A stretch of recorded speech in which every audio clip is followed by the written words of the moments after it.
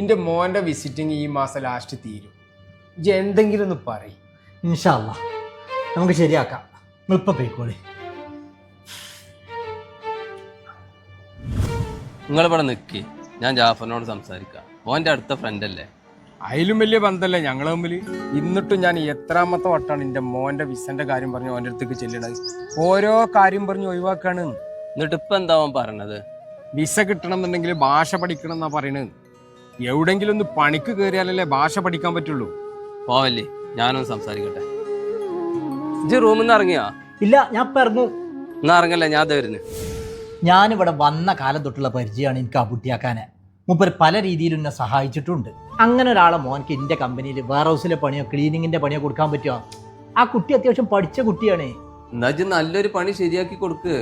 ആ കുട്ടി ഓൾറെഡി എൻ്റെ കമ്പനിയിൽ ഒരു ഇന്റർവ്യൂ അറ്റൻഡ് ചെയ്തതാണ്. ഈ ആ കുട്ടിയാക്കാനെ അങ്ങോട്ട് വിളിക്കുക. ആ കുട്ടിയാക്ക പറയണോണ്ടൊന്നും തോന്നരുത്. അത്യാവശ്യം ഇംഗ്ലീഷിൻ്റെ ബേസിക് എങ്കിലും പറയാൻ പഠിക്കുകയാണെങ്കിൽ കുഴപ്പമില്ലാത്തൊരു ജോലി ഞാൻ എൻ്റെ കമ്പനിയിൽ സെറ്റാക്കി തരാം. അതിനിപ്പോ ഇഷ്ടം പോലെ വഴിയുണ്ട്. ഓ ഇപ്പം നാട്ടിൽ പോയിക്കോട്ടെ. ലാംഗ്യൂ ഹബ്ബ് എന്ന് കേട്ടിട്ടുണ്ടെങ്കിൽ വെറും 45 ദിവസം അവരെ ക്ലാസ് ഒന്ന് അറ്റൻഡ് ചെയ്താൽ കോൺഫിഡൻ്റ് ആയിട്ട് ഇംഗ്ലീഷ് സംസാരിക്കാൻ പറ്റും. ഇനിയിപ്പോൾ അതിനവിടെ പോകണമെന്നില്ല. ഓൺലൈനായിട്ട് റെക്കോർഡിംഗ് ക്ലാസ്സും ലൈവ് ക്ലാസ്സും ഒക്കെ ഉണ്ട്.